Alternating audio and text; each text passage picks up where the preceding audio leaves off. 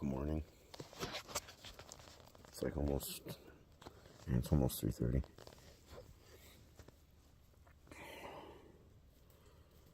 So I decided to come outside and sit for a bit. Was able to get some rest finally after. It was quite the interesting day yesterday. Between no sleep, just mostly everywhere, because it was just, yeah. We'll talk about that part in a moment. But we get down to the U-Haul place, the storage place where everything was going to get dropped off at. And we got there, like 5-10 minutes early.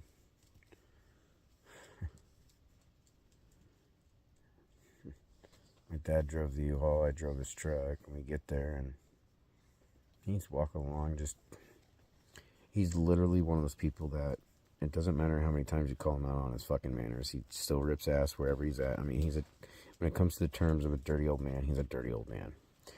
He's a nice guy, and, he doesn't have problems getting along with people. He's a pretty good guy, just has absolutely zero fucking manners. So it's embarrassing. Well, the place hadn't opened yet, and I needed to run to the restroom really bad, so I ran down the street real quick to Fred Meyer. Used their restroom real quick, and then went back, and they were open. I go in there, and he's next in line, but he's sitting there complaining. They've only helped so many people. I mean, he just started complaining right away. I'm looking, I'm going, they just opened. I was like, have some patience. And he's just sitting there bitching and moaning about things aren't going fast enough for him. And I'm sitting there looking at the other people there, and I'm just getting really uncomfortable.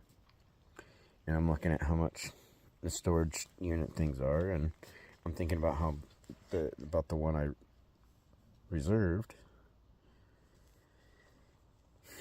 Well, I looked at him, I was like, well, we could always just go back to the house since, Christian them helped out on getting, things cleaned out and sorted and whatnot, set their room. I was like, I'm only going to be here for like another 30 days to, 30 to 60 days at most. He's getting all frustrated, but we just cleaned it. I was like, I'm going to be out of here in 30 to 60 days at most. You guys aren't doing shit until after that anyways. None of that shit's happening until, like way later on when they get to moving back in, moving in, as my son and them are intending to move here, which I am thankful for, because they'll be here to help out my folks. Because I made it very clear to them. I was like, to my dad and them, I said, I was like, they're hoping you guys will stay with them too.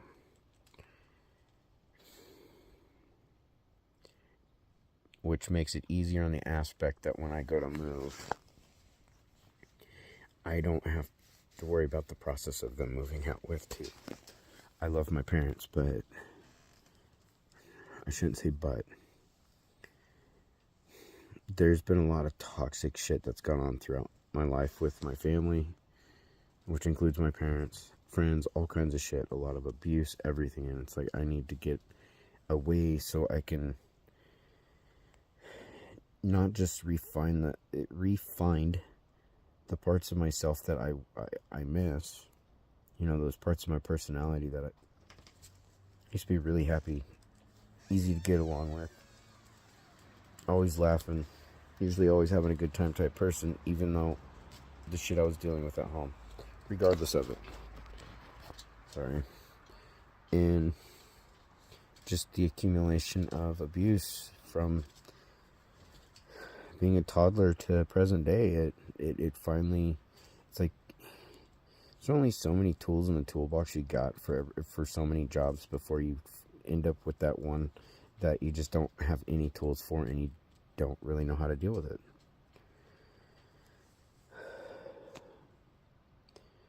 The irony is, I could sit here, sit here, and I can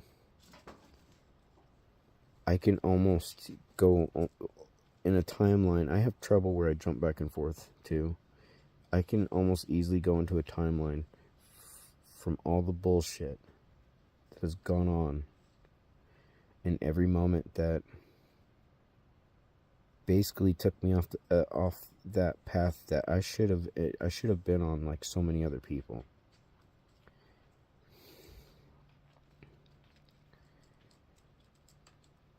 I can explain the whole thing. Yeah, there's just a lot of stuff. If I went through the whole thing, through the whole timeline of everything, I can almost point out every moment that pulled me away before I was to end up in a worse position than I was or am. Anyways, get back to the U-Haul thing. I don't know where I was going with that. But he was just complaining a lot, and I said, well, why don't we just take it back to the house, unload it there. He's getting angry about it. I'm sitting there thinking to myself, going, if I have to listen to you complaining and bitching and embarrassing the shit out of me in a public space all the time, you know, like, because it's on a regular. So I don't like going in public spaces with either of my folks, because I don't know how many years as a kid growing up I'd be with my mom and my dad, and they'd be arguing in the store. I still remember my mom smacking me in the store and getting a bloody nose right there in the cold food sections, like by the meat, like meat and dairy, that type of stuff. I remember that as a kid.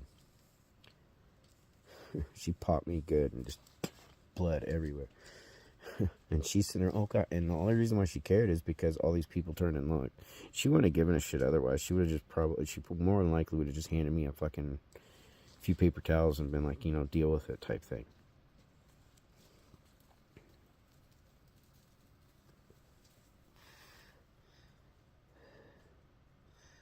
Well, we got to the counter finally, and I was dealing with the lady because I had made reservations for the storage unit. I was thinking it was like a 5x10 by like 6 type thing. And come to find out I had reservations, but not even for a size of storage. U-Haul, you guys need to get your shit together. It wasn't just myself, but every other, like the 2 people in front of me had problems too with the reservations. You guys get them reserved, but you don't have them reserved for anything specific. You just get them in the system. Get your shit together.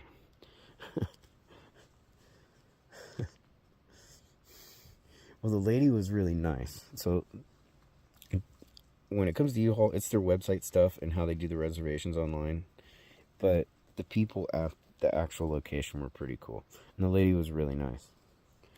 And it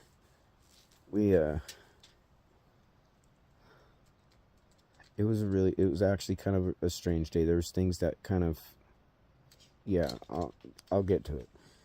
But I sat there and I talked to the lady and I asked her, I was like, do I even have one reserved, like exact size? And she's looking, and I'm looking at Dad, and I'm going,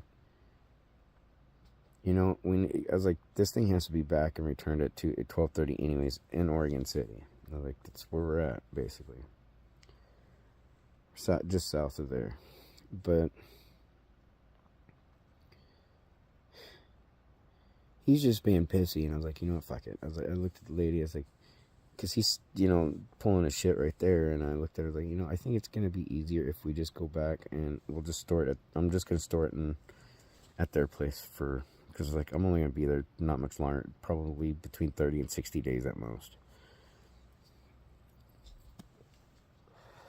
I was like, my house is in closing now, and I'm just waiting for that stuff to finish, and then I'm out, basically. Just going through the process of, that's the house I want, here's my offer, if things go well, sign the papers, I'm gone. Otherwise, go to the next one.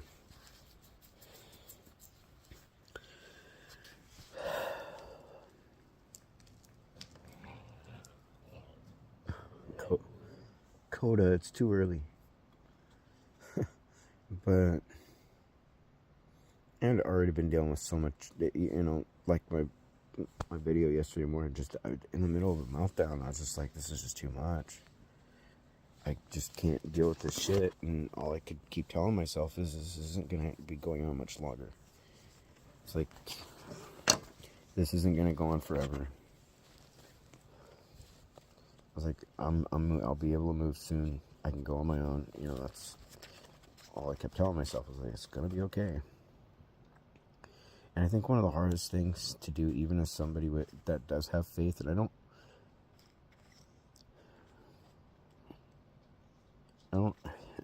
I don't know how to explain that part. But it's sometimes difficult to remind yourself that you're not alone, even when you feel alone. And it's not talking about the people around you. It's just knowing that you still have somebody there with you. I do believe in God. I just have to work on building my faith up more.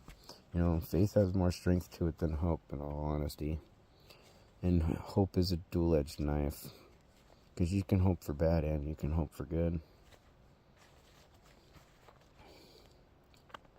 But we ended up leaving there, and I looked at my dad. I was like, "Look, I'm just at this point, I'm saving like $200 for the storage unit." I was like, "Just think of it like that." I was like, "I'm just saving $200.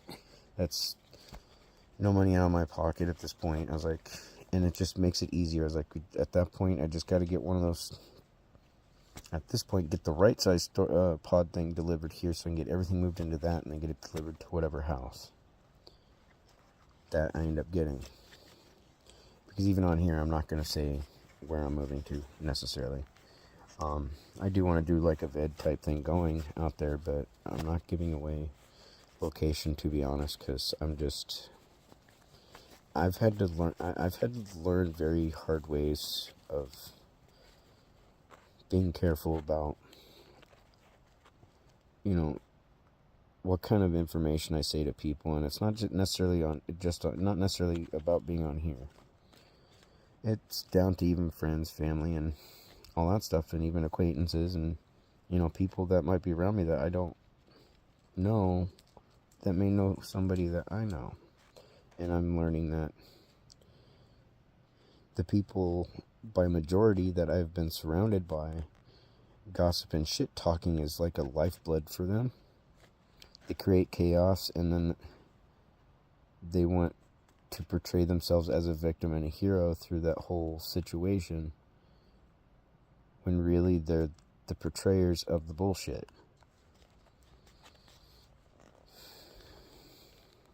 Anyways, we got the U-Haul back here. Unloaded it. It took like a couple hours. And it was frustrating all the way through it, because, guy just wants to go, okay, I'm going to start cleaning this up. I'm going to start moving this around. I'm going to start moving that around. And it's like, can we just get this fucking unloaded? I was getting frustrated and having to bite my tongue a lot. And it was getting to the point I was starting to verbally talk to myself like, look, I cannot wait to be done with this shit. This is way too much fucking stress. That one of the things I don't really like, I don't like intelligent people who play stupid or portray themselves as stupid, but I also don't like anybody trying to rely on me to think for them. I would rather somebody who would think with me versus just be like, it's like doing work. It's no different. It's like, you're trying to do some teamwork on something, and immediately you're doing all the work, and then they want to take some of the credit for it. In that situation, it's like when you keep putting all the thinking power onto one person, you're going through that same exhaustion while you're going through the physical exhaustion. It's like, it's not that hard to figure out that we got to unload this, get this stuff out of this U-Haul and into that fucking storage shed, and into, what's left can go into the little room that they cleared out. It's like, it's a no-brainer. But to stand and wait for me to give direction like this, like, I shouldn't have to give direction at this point on that type of thing. I understand when it comes to some things, like if you genuinely don't know what you're doing, then you might need some sort of assist or something. But when you're blatantly not an idiot, and it's something as simple as moving boxes into a storage shed, that's when I start getting frustrated. It's like, okay, no. And that is definitely a flaw I have to work with and all that, even though sometimes it might be, I don't know if you want to call it a necessity or something, but there's a lot of times too that it's unnecessary on my part too. It's just, I don't like to tell people what to do or have to think for them on certain situations that are very obvious, and there's no, it's like washing your hands. If you've done it, at least a couple times, you should know how to do it. If you don't know how to wash your hands and you need someone to tell you how, and you're a grown-ass adult, that's going to bug me. But,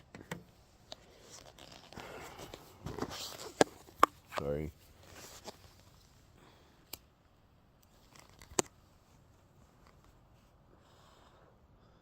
No, after everything got done, we went dropped off the U-Haul real quick. Grabbed something to snack on real fast because I need something to eat. I hadn't eaten since the day before, like in the afternoon. So I hadn't slept or eaten in like 24 something hours. And at that point, and once everything was done, no longer than that, because it was like a little after noon 30 that I was able to actually get something, actually put something in my stomach. And I think I fell asleep probably about 3 or 4, and then woke up. Yeah, I woke up around like 10, but still just kind of mentally just drained, a little more collected. Something I want to kind of, with all this, I kind of want to explain, because I know some people, they see where in some days I seem like I'm doing great, and then other days, like yesterday morning, it's just like a mess. Those are still the residual effects of what happens when you're dealing with certain types of abuses, and when you've dealt with them for a long time, and the various types of it, each time it happens, it re-triggers everything. It kind of sets you back. And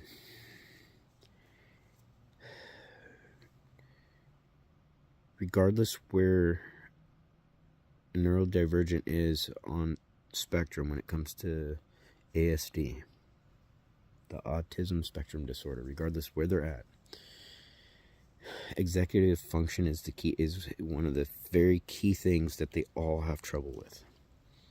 And those like myself who are on the higher functioning side of it, there's still an issue with that executive function. That's not just, sleep and all that. It's also decision making and all that fun stuff. So someone like me is already dealing with those struggles on a daily basis, on a social interaction type situation, and just general living. And of course, the more practice we have at things, the better we get. But the moment we're removed from those situations, you're almost stripping that away. It's not like riding a bicycle. You literally have to kind of rebuild that up. And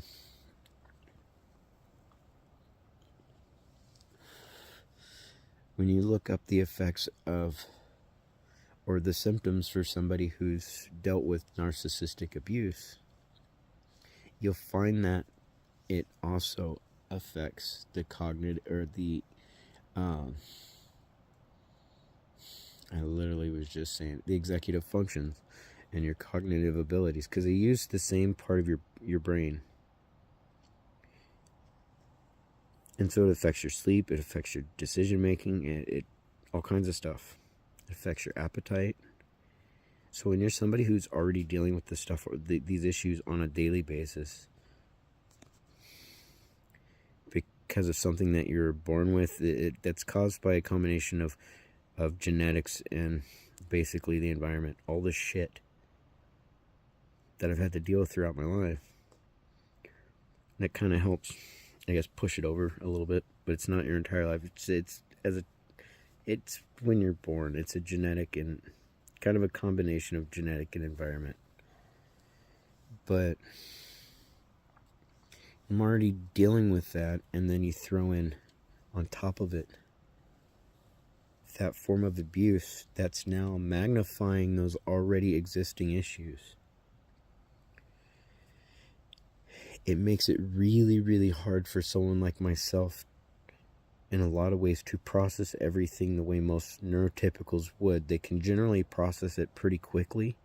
Most people do. You get people who will just linger into that depression for weeks and weeks and all that stuff, sitting there listening to their depressed music and watching their depressed TV shows and, you know, going emo. I mean, we've all gone through those situations. All of us have gone through those. It's just some of us, not just some, a lot of people on spectrum, it takes longer to process things because as the information is kind of coming in and storing, we're having to process it. Some things, it can be processed rather quickly. Other things, it takes like key bits of information for it to, it's kind of like a puzzle. As soon as that key puzzle piece is placed, you start to see more of that picture and you realize, wait a minute, I was seeing all this, but without that,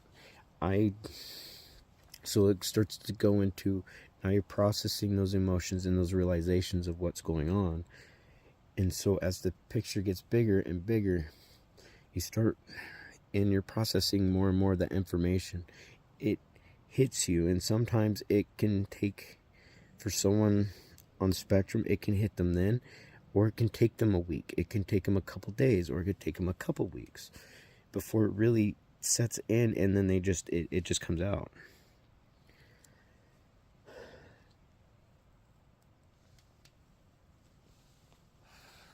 Being with somebody that I've known since I was 14 years old, they already knew a lot of my personality flaws.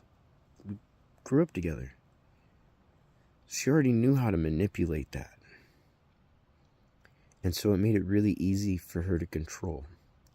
And the thing that a narcissist will do is, you know, the way they get you alienated is, one, they don't just work on their family and direct friends first, because those are going to be their first line of what they call flying monkeys and when it comes to narcissistic abuse.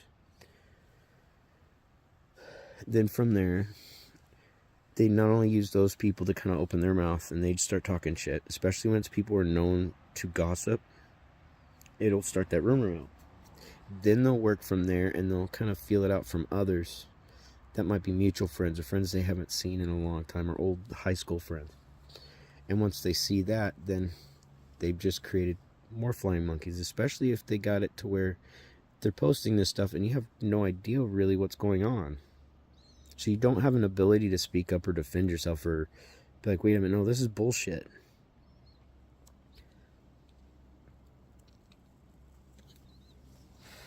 So they're pretty much building a little army to create sort of like a social wall around them. So if something goes bad, immediately you're at wrong and everybody will believe it no matter what.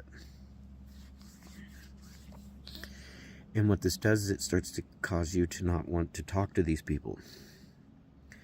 Some people will try to speak at first or fight it out type thing, verbally or whatever, but it doesn't work that way. It just doesn't work.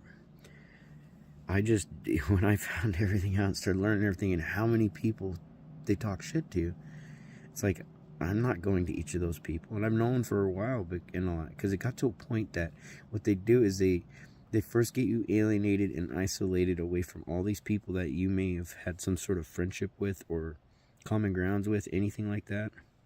And then they avoid your closest friends or even those whom they think they might find as a threat. Like, this person might try to take you away, or this person might try to distract you away from you, because they want to be the sole core center of the attention. They also want to be the only person for you to rely on, while at the same time they're draining you of everything, including your money. It's like you're the personal entourage, you're the slave, they own you. And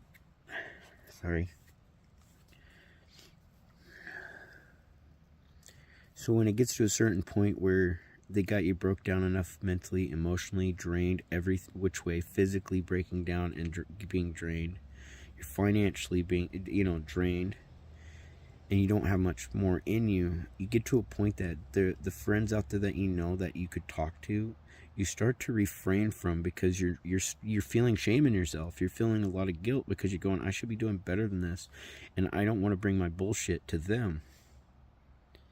I don't want to, and then there's friends out there that you have that you're going, I want to talk to them again, but I don't want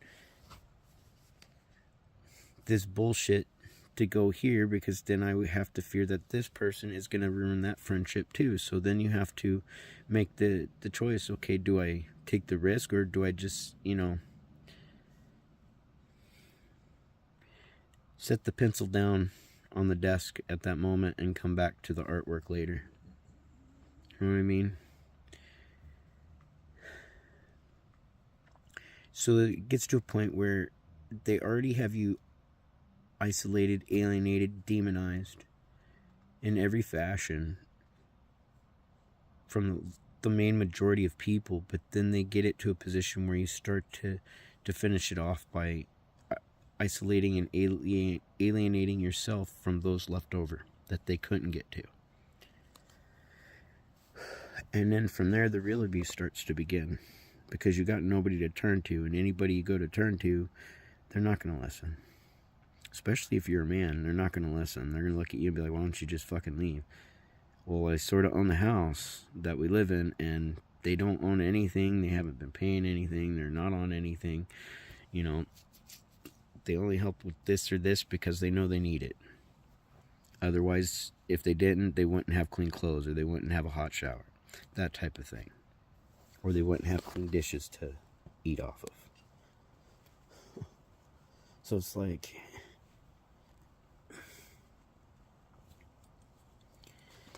they break you down very much socially and mentally, and then they start to break you down financially, psychologically, and even spiritually. They just keep breaking you down.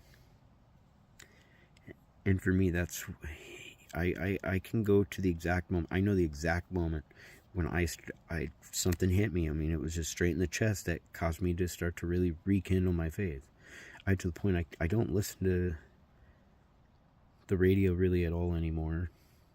I have very select bands I'll listen to from mainstream, modern bands and stuff like that, and classic rock. I'll have some I'll listen to, but I don't do it all the time anymore. I mean, found myself listening more to Air One and Air One radio and stuff like that. When it comes to TV, I got to point. I stopped watching mainstream TV a long time ago. In all honesty, I stopped watching cable TV and all that. I just started watching pretty much like Pluto TV, YouTube. There was Netflix for a bit there, but then I couldn't go 10 minutes without getting an anxiety attack just trying to find something to watch on Netflix. So I don't watch Netflix. Excuse me. Besides, I got to a point if I couldn't find it, and I use 2 different apps, for movies, for new movies that I'll go to watch if I want to. Otherwise, I got my collection of movies. Or I just watch whatever's on YouTube or Pluto TV. I guess you could say to a level, I'm frugal and very humble about a lot of things. I do like to keep things simple, yeah. I looked at my movie collection and I was like, okay, yeah, I have a little bit of addiction. I need to, I haven't been really buying any movies since being here. I think I added like 4 new movies over the last 2 months. But with all the shit that's gone on and how I was broke down, the fact that before I got my actual diagnosis, I had already been going through years of years of off and on counseling and therapy, for a year here and there, 2 years here and there.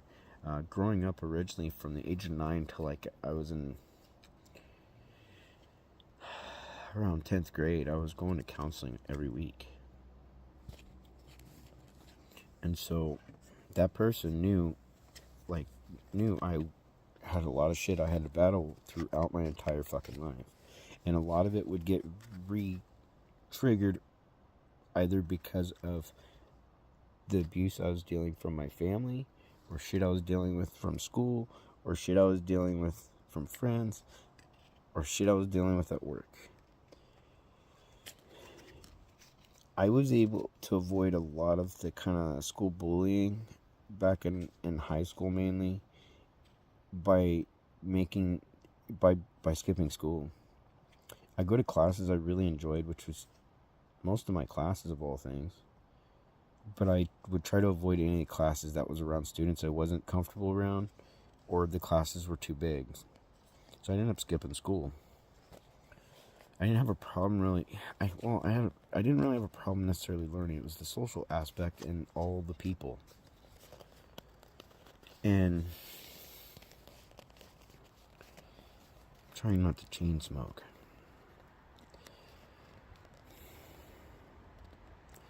But for most part through elementary school, that was back when classes were like maybe like 15, 20 kids. And then middle school, it was getting up to around the 20, 30 kids. And then high school, it was like around 30 to 45 kids. And it was just too many people. And by the time we reached high school, it was like 3 different middle schools joining into one high school, which each of those middle schools were, like the one I went to, that one had like 4 different elementary schools that joined into one middle school, and then it'd be the same thing with the other 2 middle schools. It'd be like two or three elementary schools compiled into one middle school, and then once they got to high school, everybody ended up at the same high school. And so it just was way too many people for me. I started having a lot of problems when it came to it. With too many people, I tried to avoid it. I had fun. I was a you know, I guess the term is I was a social butterfly in high school. I got along with anybody and everybody. I would talk to anybody and everybody. I mean, by that point, I was way more socially capable. And the way I carried myself back then, I had less worries of having the negative social interactions from my peers at school. It was at home that it was mainly going on at. So I had found a way by high school to sort of try to fit in at the time. And I mean, obviously I didn't have too much problems to some degree, especially, I didn't have a problem getting a girlfriend. But when I think about how the first time I met her, how I'm not going to go there because it sounds wrong, even though the intent's not there. I'm not gonna go any further on that. But I learned to, different ones taught I was just bottling, and then it would just come out explosively, and all of it was from my ASD.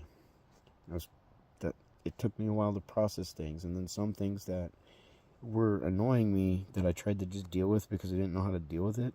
I guess you'd call that part bottling, but a lot of it was just, it became a sensory overload and too much stress and all that shit. Anytime we went through a move, for example, like even now, I still go through this. Anytime I'm going through a move, there's so much change, there's so much stuff going on. It becomes an overload, and I melt down, or I shut down. And I don't know why I can't stop it. It just happens. Even with the help of meds, that have been prescribed to help with anxiety and stuff, it doesn't stop it. It takes the edge off a bit. I know to a degree it can prohibit certain things from going on, but also realize it was affecting me in other ways too, and it still does a bit. And that's why I've been trying to I'm trying to get through this whole experience purely by faith. And I can't say, and I can be upfront and honest that my faith isn't necessarily built from what I learned in church. It's been what I learned from my grandma and my friends' families and stuff. I've been to a lot of different churches, But a lot of my religious influences came from my grandmother and my various friends' home, especially my friend Nate and his family, and then my old buddy Mikey and their family. Then there was my old friend Adam and his brother Jared and their family. They were Mormons. My ex, she was Mormon. But from Mormons to Lutherans to Northern Baptists to non-denomination to, I've been to multiple different churches and all that, and I had fun doing Bible studies with the Jehovah's Witnesses that used to come by. It was pretty much, really some of the only people I could talk to that treated me like a person. So I enjoyed it. Even though they knew I wasn't of their religion specifically, I enjoyed learning from them. And the thing that has always stuck to me that my grandma told me when I was a kid, I was really young, because I was like 8 or 9 when she passed away. But it still has stuck to me, and that's God will speak to you in a way that will speak to people in a way that they each understand. And so, with that being said, a lot of my faith and a lot of my influences, I want to do more. I do need to sit and do more Bible study, even though I still study, still do a lot of looking up, do a lot of verse reading and all that, but I need to read it through again, not just the one time. I need to read it through again, more than once, like I said. But a lot of my influences and things that I've learned has been from life itself, from being outside, from watching the world around me. And that's a language, for some reason, I do understand. And it's not something that is necessarily spoken. Depending on the scenario, it will involve people, or if you're out in the woods, there's things that you see that is teaching you something about the world around you and God and God's creation, all that. There's,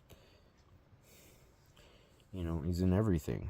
And so, there's various ways that you can learn, and not necessarily just from a church, even though I'm not going to tell you not to go to church. That's why I'm moving somewhere where there's more around, so I can start to build up on that foundation more too, and not just what I've been learning, kind of walking this path in life for most part alone, even though I've been surrounded by people.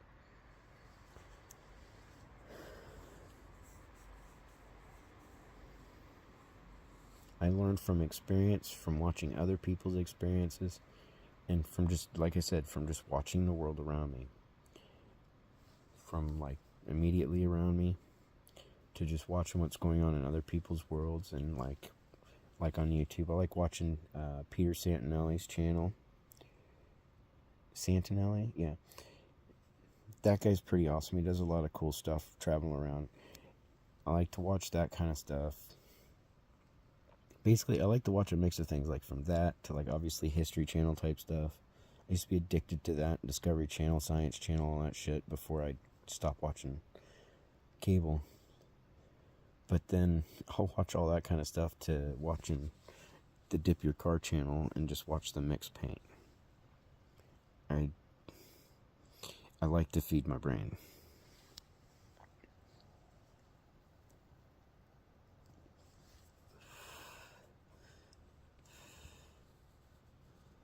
Now, aside from all that stuff that I've just rambled on for 40 minutes on,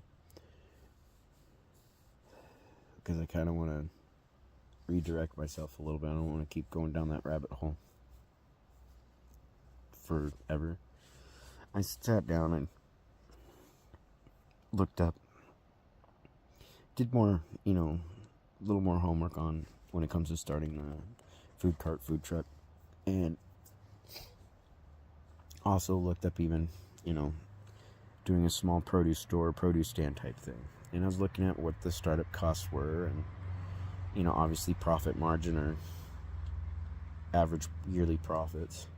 And because it's not, what do you call it, when I notice when it comes to produce stores or grocery stores, there's an average nationally, but that's for certain sizes of stores. But when you start getting to so small of a store, then it gets a little more hazy. Basically, the turnaround overall is 1 to 3% profit margin overall for those types of things. And I'm going, I could probably raise up part of that if I build onto what idea I have for a produce store. A completely, well, it's not really a new concept, but it's like modernizing an old concept. And so when I looked at that, I was like, okay, well then startup costs, though, when I looked at them, depending on how they are, startup costs, is between $500,000 and up to $300,000 plus, depending on what you're doing. Okay, yeah, I don't have a problem if I gotta start out like a little, tent-like thing with, 100 different types of fruits and veggies. That's fine, but it's like I gotta think about that sustainable aspect, and those margins really aren't very large, and I would think even in that small size, unless, done right. And I know some are doing really well when it comes to mobile produce, which I've very much considered that. I've sat down and did the math on how much it would cost to just get a couple of Connex's shipping containers and what it would take to convert them into a mini produce store, and at least here in Oregon. I mean, because that's what I was doing. I mean, I sat down and I did the price on how much I would need for this much, even electrical wiring and switches and wall plugs and conduit and all that crap. And I had a neighbor down there who's a really knowledgeable, handy guy that it would have been easy for him and I to be able to convert that without having to go pay a company. Otherwise, it would have been a lot more.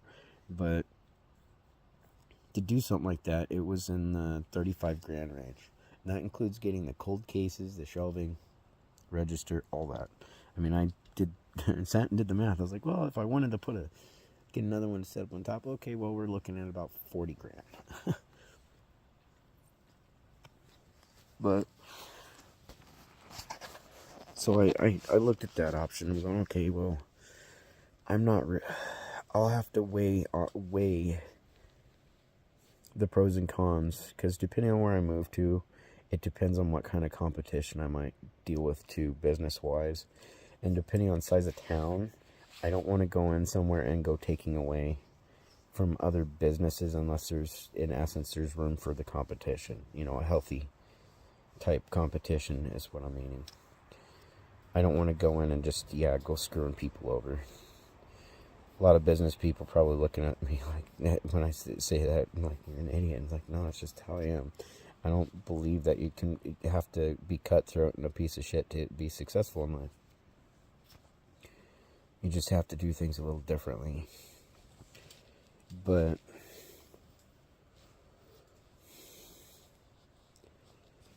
then I also looked at the cost of starting a food truck, which I had already been, looking up some of that and what I want to do with that. I already got a menu together and was looking at that, and average startup is between 25 and 100,000. That's the average. And then profit-wise is between 250K to 500K a year is the average profit per year for those types of businesses. But you also have to take in consideration, it's location. Location is one of the big key thing for it. And if you end up in a small town where there's not a whole lot of alternatives for, say, restaurants or places to eat, I would say you're gonna do fairly well, especially if there's a decent capacity of people. If you're in an area where there's just only a few hundred people, then if there's only, let's say there's just a diner or cafe, there might be room for something like that there, but you don't want to be going in there. If there's already 2 or 3, you're already going to start taking away business even from yourself at that point. And it's just you'd have to hope that the population grows fast enough. So I look at all those different aspects of this, and so I'm I'm still leaning towards the food cart, food truck, but I'm feeling like what I need to do is I need to kind of shelve the idea for the moment. It doesn't mean I'm not going to go through with it. I need to wait until I get my home. Like, get my home, get all that dealt with, get my move done. And, I mean, I'm already putting an allotted amount of money to the side that it will be locked away basically in the bank to go towards starting a business. Because otherwise I'm in that position, like, if I stayed here in Oregon, I would have to try and I would have more than enough then to start the type of, a food truck, food cart. More than enough at that point. With the, a little left over that, I could go and rent an apartment or some shit. But I don't want to get locked into that kind of position where I'm just starting a business and I'm stuck paying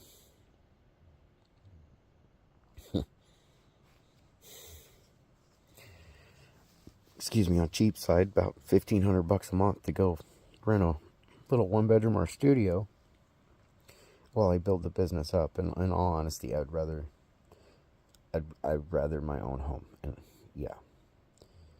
and then save what I've got to help. I mean, if I have to, I can find part-time work if I have to, and depending on what it is, I can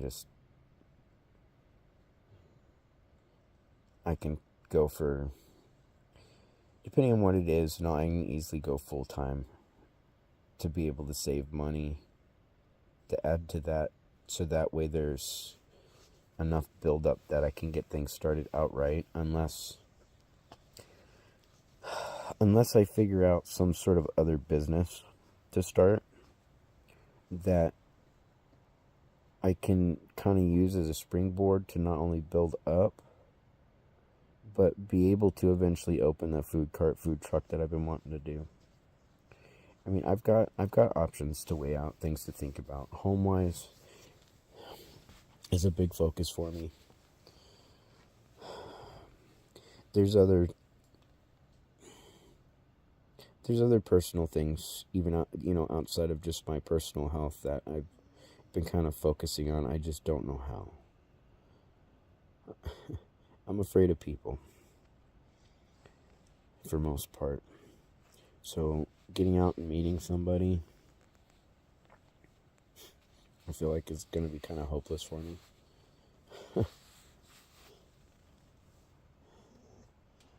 Yeah, I don't want to be alone the rest of my life. I've been alone for too long.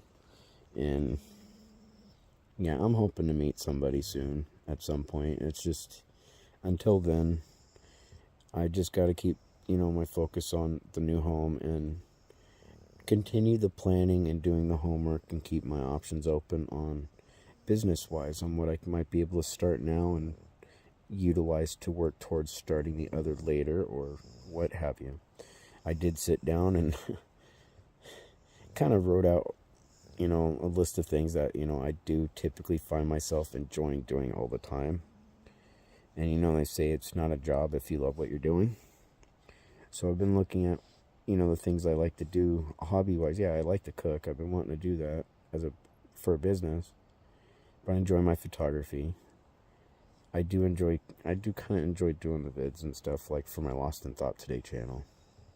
I like doing those more than this, but I have to be in the right mind frame to be able to keep that going. And I don't really like to post a lot of this personal type shit on there.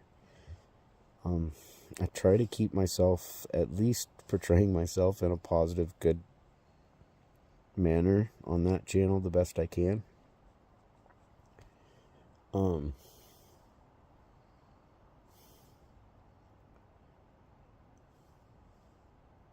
It's like, I mean, yeah, I'm a big thinker. I'm a big time thinker, and there's a lot of things I would rather be doing than thinking. It's just I'm financially limited to be able to do pretty much almost anything I want in that sense. And that's the thing, is I'm one of those weirdos that I don't care for money, but I understand money. It takes money to do things in this world, and then it's kind of annoying. I don't like that conundrum at all. You know, sometimes I get into an inventive mindset where I'd like to create something new or invent something just for the hell of it. It's like I design a home that I've got in mind for areas that are prone to tornadoes. Hurricane-wise, similar thing. It's just, there's just multiple things. Like, my brain is just everywhere a lot of times in that sense. It's not just in the art sense, it's the environmental sense. I guess you can say the political sense, all that stuff. It just depends on what it is. I'm learning from what I'm watching around me, and then seeing what issues I see, and I, for some reason, try to find a way, like, is there a better way around this? Is there a way to correct this? And that's a whole lot of it. And I like helping people. I found that I have to be careful on who I help anymore. And I had to learn a very hard way on that one. And so I'd rather be there for people who truly care about me, or genuine individuals. They're real with me. They're honest. But I also don't have a problem helping people out there who really need the help. I mean, there was a time there on my property down there in Chiloquin, I thought about having basically a tiny home village put in to help some of the more or less those who are in their mid 40s up into their 70s and 80s that are homeless. And I'd lean more towards veterans, but open to anybody in those age groups, because those are the age groups where people have more troubles not finding work and all that. And it would be the type of place that they could live, and the exchange of it is they would have to maintain, in essence, a community farm there where they're growing all the food, and from that food they'll get to keep a portion of it, obviously, but then the rest is to be they'll be taught how to can, preserve stuff, all that type of stuff, dehydrate things, and basically sell it, and then the profits of that is then in turn recycled into keeping that going. By doing that too, it gives them a location in it. It gives them a place and a location too that they can, if they need any type of identification that they might not have anymore, they'd have an address that they could work with on that. If they got to get medical help, they could. It's just a mix of those types of things, because having a home and an address that you have is a big key thing for a lot of them to be able to find work, be able to sustain that work, let alone be able to get medical help and everything like that. I'd even find ways of making sure that there's like drug rehabilitation there, counseling, especially for those dealing with severe addictions and addictions on heavier, like serious drugs. When it comes to smoking, I mean, I understand people are going to drink if you're going to, but if you're an alcoholic, you're going to get some fucking help. I'm not about restricting people from necessarily their choices. It's keeping it in a healthy manner, and would prefer them to learn to make those healthy choices themselves. Hold up. Get over here. Ava. Sorry. But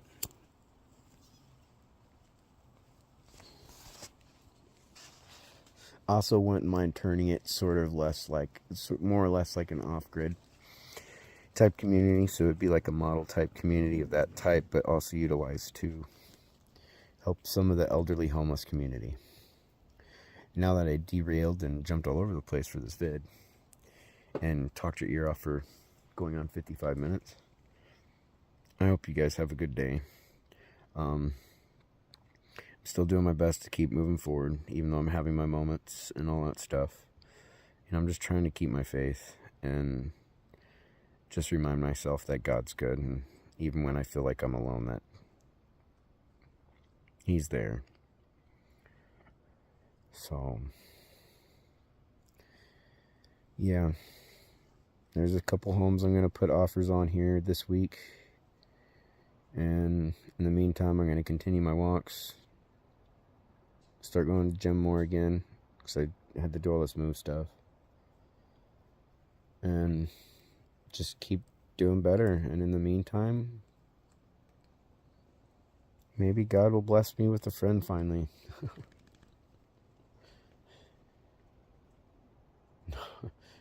It sounds funny that I'm saying that, but yeah, it's been pretty lonely, and I'd just like to be able to find somebody that I can like trust and not have to worry about, and